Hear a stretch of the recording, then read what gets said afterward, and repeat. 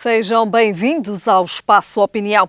Começamos com os avanços no Pacto da Justiça. Vamos então analisar qual é atualmente o ponto da situação. Falamos de educação, falamos do governo, dos professores e das negociações. Ainda também a limpeza de terrenos florestais tem que estar então concluída até 31 de março. Falamos também de Trás-os-Montes, de fora do Plano Nacional de Investimentos. E na política internacional, falamos do futuro dos portugueses no Reino Unido com o Brexit. São estes os temas hoje em análise, comigo em estúdio, Albino Almeida. Albino, obrigada desde já pela sua presença. Albino Almeida, são então estes os temas hoje que temos em análise. Começamos a falar de justiça, falamos do Pacto da Justiça. Quais foram então os avanços até agora? Em primeiro lugar, uma saudação a todas e a todos que nos podem ver e ouvir. E naturalmente a questão da justiça, dissemos no último programa, era uma matéria em que hoje não tenho nem o Governo nem o PSD, que propiciou um pacto na justiça, não é? Nenhuma medida que tenha sido implementada nestes 3 anos que possa dizer, como por exemplo dizem os partidos de esquerda que apoiam o Governo, revertemos os cortes nas pensões, melhoramos as pensões mais baixas, não há nada disto para dizer. E a percepção que todos temos é de que, tal como na saúde, a justiça tem hoje necessidades muito claras, que tem que ver também com percepções e não com realidades. Eu tenho muitas dúvidas que nós tenhamos um problema de corrupção endógeno, no sentido em que muitas vezes passa a ideia que temos fenómenos de corrupção muito sérios. Pela minha parte, eu diria que anda melhor o país quando tem leis que previnem qualquer tipo de ilicitudes. E desse ponto de vista, o país tem avançado alguma coisa nessa matéria. Portanto, o que nós temos que fazer, na minha modesta opinião, mas comparando com o que de melhor se faz na Europa, é criar, digamos, objetivos nacionais para uma década na justiça e depois afeiçoando o sistema judicial a essas prioridades que nós definirmos. Se nós entendermos que a prioridade da justiça é a investigação de questões que tenham que ver com a chamada grande corrupção ou crime de colarinho branco, nós vamos ter que avançar muito em matéria de meios e em matéria de especialização de tribunais. Porque não pode ser o mesmo juiz que julga o caso da pessoa que rouba um presunto num supermercado, deixem-me passar este exemplo, com aquela pessoa que faz um desvio muito elaborado, com muitos subterfúgios de dinheiros entre empresas ou em negócios. E, portanto, vamos ter que definir se é as nossas prioridades e os meios para essas prioridades. E, portanto, eu lembro-me que Laborinho Lúcio, quando foi Ministro da Justiça há muitos anos atrás, deixou os tribunais de pequena instância, que eram aqueles tribunais que visavam, por exemplo, só ia a tribunal aquilo que as partes não concordassem de todo. Num conflito, por exemplo, entre mim e a Helena, os nossos advogados tirariam tudo aquilo que não vale a pena discutir para julgamento e diriam, há aqui 5 questões em que nós estamos em desacordo e é só isto que vai ser julgado e pode ser julgado amanhã. Para acelerar os procedimentos, esta era a ideia dos tribunais de primeira instância, como aos tribunais de família, como outros. Nós temos, portanto, provavelmente, como na saúde, já falámos disso aqui, caminhar para uma especialização. Enquanto isto não acontece e não podemos parar os sistemas, porque eles estão em andamento permanente, nós vamos criando a ideia de que, aparentemente, a justiça não está dimensionada para os portugueses, e pior do que isso, mas isso foi uma consequência da Troika. A Troika entendeu que devíamos subir os custos da justiça para que as pessoas não recorressem tanto aos tribunais. Isso não acontece. A justiça está apenas ao alcance de alguns. Pronto, está porquê? Porque qualquer pessoa que não tenha dinheiro vai pedir à Segurança Social apoio judiciário, que é a medida que existe na lei, que permite que as pessoas possam pleitar em tribunal sem pagar as custas, sendo condenados ou não.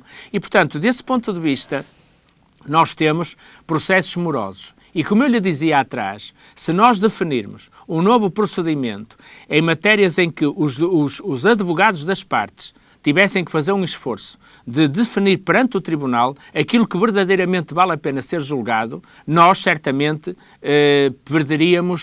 ganharíamos eficiência na justiça, que é isso que ao cabo do resto faz falta. Mas os tribunais de pequena instância, por exemplo, comercial, o que é que quer uma empresa quando mete uma fatura em tribunal?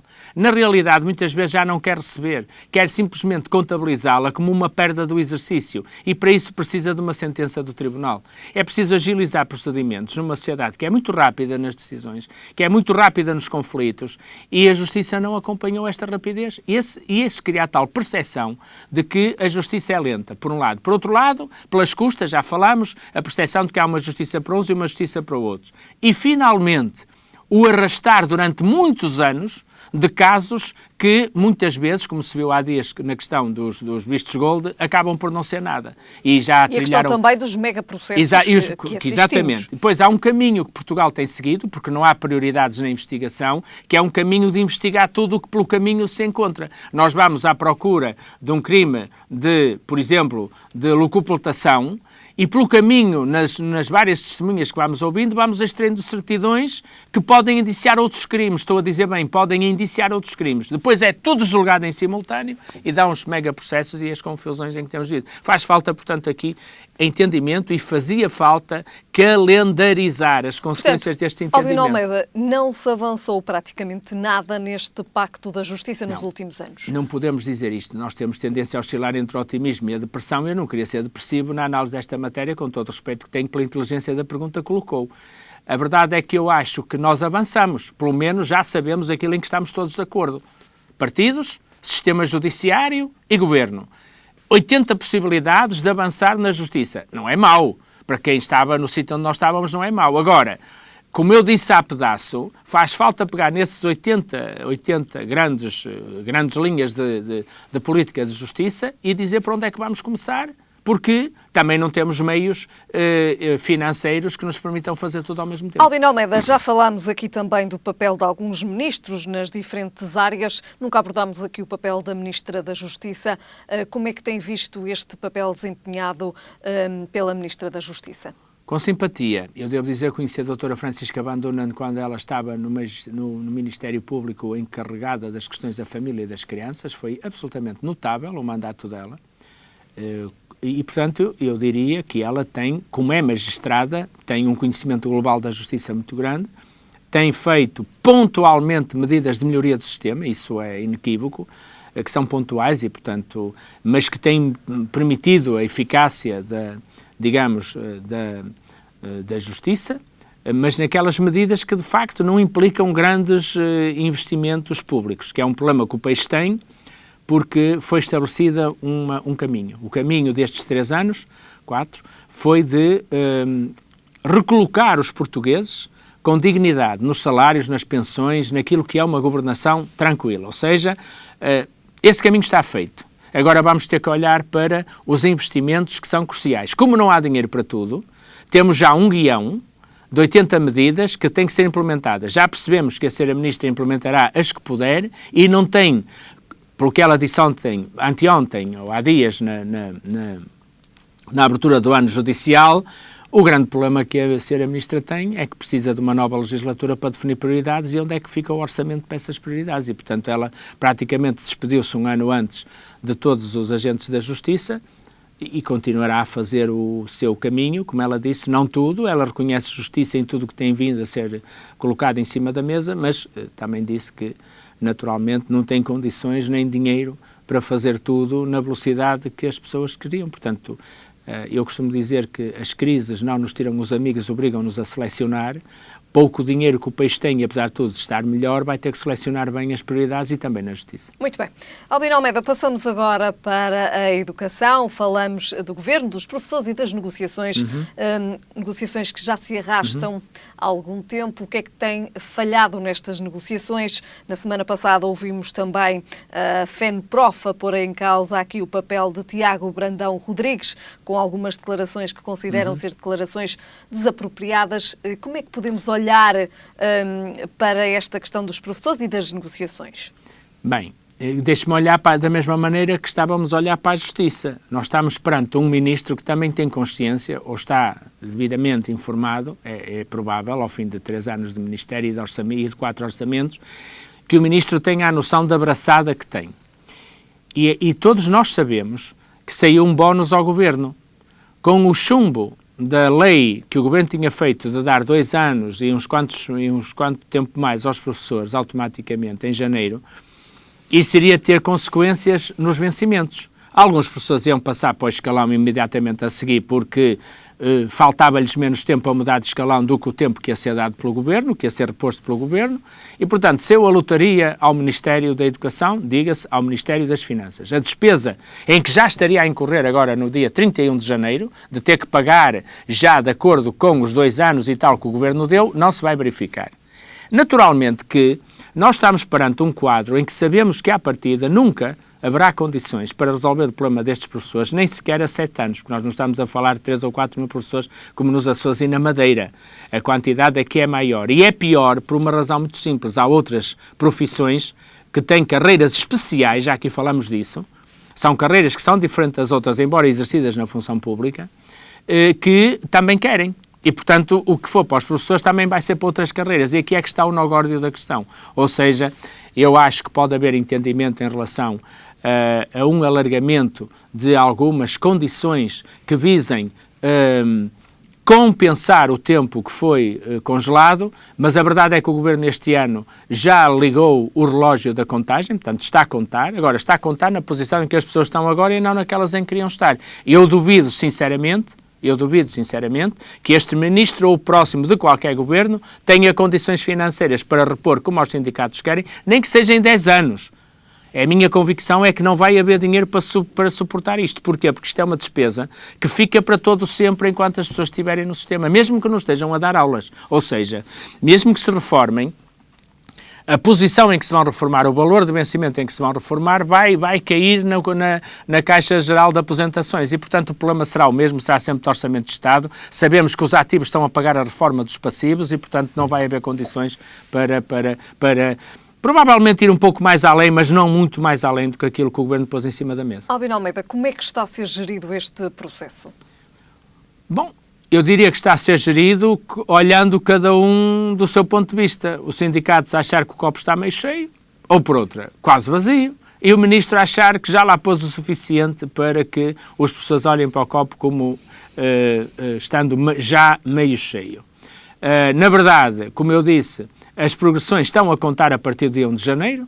Na verdade, os salários foram repostos, os salários que existiam que estavam cortados, as sobretaxas não estão em vigor, que foram criadas na altura da Troika, e, portanto, há um ganho efetivo dos professores em relação aos seus salários. É claro que eu sei que, em muitos casos, repare, esta diferença, estes 9 anos, 4 meses e 2 dias de que falam os sindicatos, traduzem-se, digamos, nas carreiras, digamos, mais altas, em cerca de 600 euros por mês de diferença salarial. Por mês de diferença salarial. Será fácil lá em casa perceber que quando o salário mínimo nacional chegou agora aos 600 euros, será muito difícil que um governo, mesmo que seja em X tempo, vá comprometer-se a repor diferenças desta grandeza em termos salariais. Isto não vai ser possível e, portanto, o que o ministro Tiago Brandão Rodrigues tem feito é, dizer aos professores: nós estamos dispostos para ouvir outra proposta que não seja 9 anos, 4 meses e 2 dias. E os sindicatos dizem: nós não estamos disponíveis para estudar outra solução que não seja 9 anos, 4 meses e 2 dias. Portanto, há um impasse. E o ministro o que tem feito é gerir o impasse da melhor forma que pode gerir, sabendo que nunca conseguirá chegar ao objetivo dos sindicatos. Com as declarações da FENPROF, que consideram então que Tiago Brandão Rodrigues não está à altura do cargo que ocupa, ficam mais difíceis estas negociações, processo negocial? Ou seja, eu acho que a FENPROF já percebeu o que eu disse aqui há pedaço e, portanto, estar a descobrir que ao fim do mandato o ministro não tem condições para continuar ministro é tão óbvio por causa das eleições que nem vale a pena comentar. é um desacreditar das negociações, ou seja, a própria FEMPROF já está absolutamente convencida que estas negociações não vão levar a lado nenhum, porque ter descoberto que o ministro não tem condições, quando ele está a 6 ou 7 meses de deixar de ser ministro por força do calendário eleitoral, não é nenhuma descoberta, é quase um tiro de pólvora seca, mas que dá um sinal. O sinal de que a FEMPROF vai para a mesa das negociações porque as pediu, mas já está mais do que convencida que os ganhos serão poucos. Muito bem. Albino Almeida, falamos agora de incêndios florestais e falamos da limpeza de terrenos florestais que tem que estar concluída até 31 de março. Já muito falámos em 2018 de que, de facto, era importante haver aqui também uma sensibilização para esta questão. Agora é mesmo também necessário que esta limpeza dos terrenos florestais esteja concluída até 31 de março. Estará esta data, será suficiente para que estejam concluídos estes trabalhos? Eu creio que anda bem o Governo ao criar uma rotina e que nós temos que ter para o futuro, e especialmente por causa das mudanças climáticas, criar uma ruptura, toda a gente saber quem tem terrenos que até 31 de março tem que os limpar. Porque isso implica que já poderão programar a limpeza agora, estar a programar neste momento a limpeza desses terrenos. Portanto, eu diria o seguinte, o Governo faz bem em pôr uma meta. Naturalmente que depois, o ano passado, aconteceram 1000 multas, segundo a GNR, 1000 e tal processos relacionados com falta de limpeza das matas, a empresas e a particulares. Devemos de reconhecer que sabendo nós que só 2% do território nacional é que são mata pública, é um número interessante. Ou seja, mesmo sendo muitas multas, 1000 e tal, devemos de reconhecer que haverá muito mais proprietários e, portanto, que o essencial já cumpriu. É preciso criar esta rotina, tal como a rotina das vindimas, a rotina das podas, muitas outras rotinas que vamos criar, que criamos na agricultura, por exemplo, por força do fenómeno de semear e colher. Agora temos também esta rotina de prevenir os incêndios e termos as coisas organizadas até 31 de março. É uma excelente rotina que o país se habitua a ter para estar defendido dos dramas maiores que os incêndios comportam. E eu estou, portanto, convencido que esta rotina veio para ficar, como há uns anos uma famosa marca de automóveis, não é? Veio para ficar, vai ficar e vai cumprir-se cada ano melhor, porque foi mais difícil o ano passado e como todas as rotinas, como toda a gente que está lá em casa percebe, a primeira vez que temos que fazer uma coisa é mais complicado, a segunda vez ainda não é fácil, mas à terceira ou quarta vez já fazemos aquilo naturalmente sem estarmos a levantar a questão. Pode-se dizer que, de facto, os portugueses estão mais sensibilizados com a questão dos incêndios florestais? Gostava de dizer isto de uma forma muito impressiva e afetiva. Gostava de dizer que aqueles todos que perderam a vida nos incêndios estão a ser honrados por todos os agricultores que até 31 de março tiverem as matas limpas, porque pelo menos pelo seu lado fizeram o possível para que não se voltem a repetir as tragédias humanas e pessoais que nós assistimos no verão de 2017. Albino Almeida, é também aqui uma questão de facto de 2017 ter sido um ano marcante no que toca aos incêndios florestais. É também aqui estas medidas de prevenção que de facto o Governo está a apostar?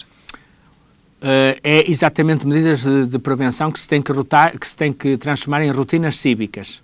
Rotinas cívicas. Porquê? Porque nós estamos a falar aqui de uma matéria que a mim me continua a fazer muita espécie, que é eu passar em estradas municipais ou nacionais, onde o que o Governo impõe aos outros não está feito pela parte do Governo.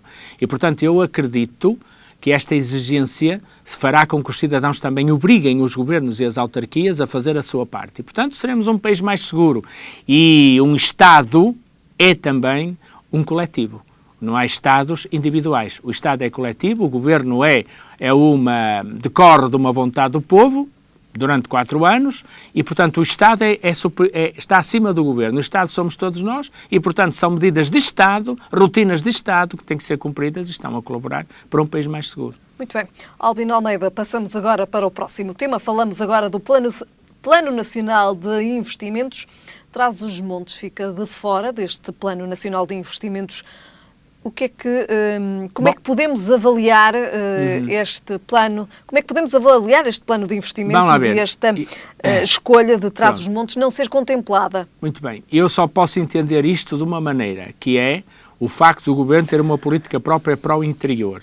Portanto, neste plano que está em cima da mesa, a excepcionalidade de Trás-os-Montes só pode significar que é uma excepcionalidade porque outros planos e outros instrumentos serão criados para poder resolver problemas do interior, como o de Trás-os-Montes. Portanto, acredito que isso será clarificado, que o Governo não pode, evidentemente, porque é um Governo nacional, não pode deixar uma área tão importante e tão relevante como Trás-os-Montes sem nenhum tipo de políticas públicas que terão que ser sempre entre o Governo Central e a administração local.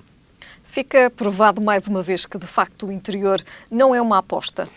Não, fica provado a pressão que se exerce sobre os políticos. Quer dizer, repare, se uma caminhonete em Trás-os-Montes se atrasar um quarto de hora, meia hora, ninguém dá conta. Se isso acontecer por sistema numa cidade onde estão dezenas de pessoas numa paragem de autocarros, se cria uma revolução. As coisas são o que são.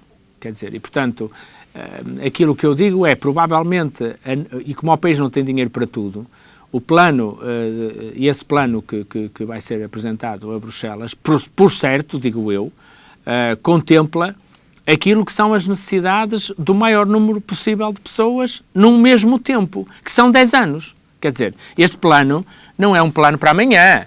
Vai começar a implementar-se em muitas áreas. Voltamos a falar do que falamos na Justiça e na Educação. Este é um plano a 10 anos e, portanto, eu não acredito... 2020 a 2030? Exatamente. Eu não acredito que uma zona tão importante como é o Trás-os-Montes pudesse ficar de fora disso. Agora, sei perfeitamente que há medidas que estão no Orçamento de Estado que visam justamente a promoção da vida, da qualidade de vida no interior do país. E espero, portanto, que essas sim tenham que medidas são essas, que vão... Albino Almeida, Exatamente. Se quiser descortinar também... Não, fundamentalmente, olha, é investimento do Estado com as autarquias, como eu disse, em matérias relevantes. Por exemplo, falei-lhe da mobilidade. Os transportes são hoje um problema para os quais é preciso ter respostas. E há, aliás, respostas que podiam resolver alguns problemas de saúde. Quando nós ouvimos dizer que se espera por uma consulta não sei quantos dias em Trás-os-Montes, aqui ou acolá, nós não temos problema de hospitais. Nós hoje temos telemedicina. Isto é, de facto, uma coisa que importa perceber. É preciso encontrar novos caminhos. O transporte para trazer as pessoas das zonas interiores para os hospitais onde estão as especialidades, porque, bem vê, os atrasos estão nas especialidades, estão em cardiologia, estão em pele, estão em diabetes, ou seja, não é qualquer hospital que pode ter técnicos rotinados para estas doenças. Tem que haver centros de excelência. Portanto, o que é que falta? Transportes. Imagino eu que a mobilidade seja uma das matérias prioritárias a resolver na ligação com o interior, que está resolvida nas cidades. E foi também uma grande batalha o facto da permanência do helicóptero do INEM em Macedo de Cavaleiros. Tal e qual. Por isso é que eu digo que eu não acredito que em 10 anos não existe, até porque estão lá autarquias que são poder de proximidade e que têm força reivindicativa junto do governo, e aliás é assim que se está a movimentar. Faz bem assim movimentar-se, mas a minha percepção é que assim aproveitou, digamos assim, esse espaço para se afirmar e dizer ao país que também existem. E acho que fazem bem, conheço bem o pensamento dos autarcas e sei muito bem como é que se movimentam. E, portanto, não me passa pela cabeça que não haja medidas de grande valia para o interior do país. Muito bem. Albino Almeida, depois de falarmos do interior do país e deste plano de investimentos, deste Plano Nacional de Investimentos, do qual Trás-os-Montes fica, então, de fora, falamos agora de política internacional, uma política internacional também ligada à Portugal. Falamos do futuro dos portugueses no Reino Unido com o Brexit. Albino Almeida, como é que se fará este processo e o que é que esperam, ou o que é que podem esperar os portugueses do Brexit? Bom, os portugueses têm neste momento um plano que foi apresentado pelo Governo de emergência para um chamado saída desorganizada da União Europeia por parte da Inglaterra. Esse plano é público, as pessoas serão informadas e penso que o Governo deve preventivamente intensificar as campanhas, mesmo usando os meios de comunicação social, com intensidade, para informar as pessoas daquilo que são, em cada momento, os seus direitos. Por que é que eu digo isto? Porque eu não tenho a certeza que a Inglaterra vai sair do Brexit. Estão em cima da mesa várias soluções. Há sempre a possibilidade de umas eleições poderem ser convocadas, visto que a Inglaterra, o Primeiro-Ministro é que convoca as eleições, e o assunto do referendo ser colocado em matéria de lei. Ou seja, sabemos que são precisos 22 meses para articular um referendo em Inglaterra, portanto 2 anos. O mandato de Theresa May coincide com esses 22 meses e, portanto, há aqui 2 caminhos, que é 2 de vários, quer dizer, porque isto está segmentado, ou seja, os ingleses podem, como me parece ter existido, quando foi votado contra o plano anterior, havia muita alegria por parte dos que defendem um novo referendo, e isso é um indicador. E, portanto, creio que os partidos em Inglaterra terão condições de, havendo eleições, definir muito claramente aquilo que querem e que será sufragado pelos ingleses em eleições. Isto porquê?